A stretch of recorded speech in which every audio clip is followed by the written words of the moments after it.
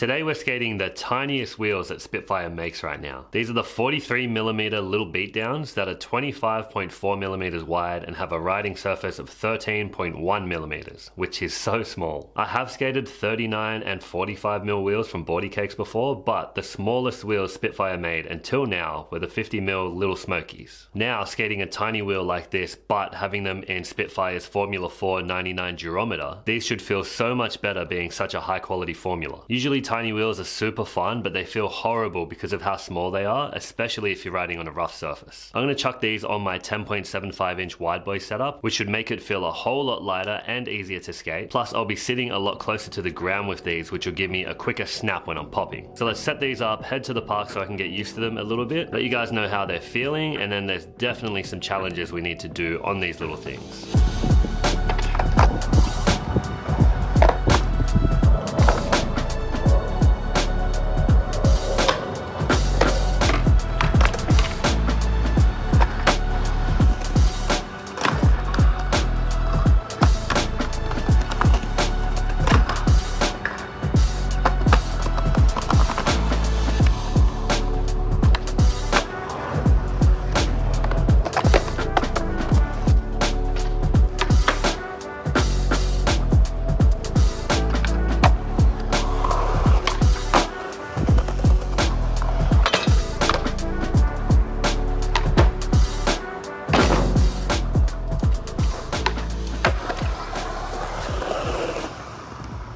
This setup is so much more fun with these little wheels on, and having them in a Formula 4 99 durometer makes them feel so much better. This is a pretty smooth skate park though, but it doesn't feel like I'm slowing down too much or that the ground's too rough. Even riding on the bricks that are on the side of the skate park doesn't feel that rough either, which is pretty surprising for a 43mm wheel. So they feel good so far, and I'm starting to feel a lot more comfortable on this setup, so it's definitely time to step up my tricks. Last time I skated this setup, I challenged myself to do 10 good tricks that I was happy with, and then 5 flip tricks at the park I was skating at. Today I'm going to up those numbers, get 15 tricks here that I'm happy with, and 10 flip tricks. The flip tricks should come a little easier now that this board is a lot lighter and I'm sitting closer to the ground, so I'm going to get a faster snap when I'm popping. But certain grinds and slides are going to be a little harder since there isn't much lock-in space on these wheels, and it is a classic shape as well. So locking in, especially on the round rails here, is going to be super interesting, and I'm a little bit nervous to be honest. Hopefully these 25 tricks aren't too hard, but that's what a challenge is, right? I need to challenge myself. So let's get into the 15 good tricks, then the 10 flip tricks, and then I'll go over some of the positives and negatives to skating such small wheels like this.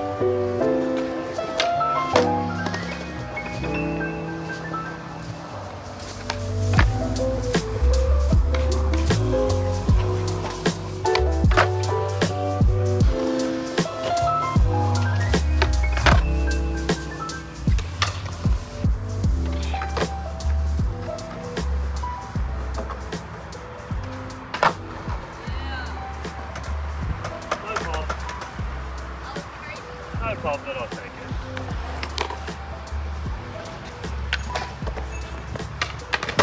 Ooh, backups! Oh yeah.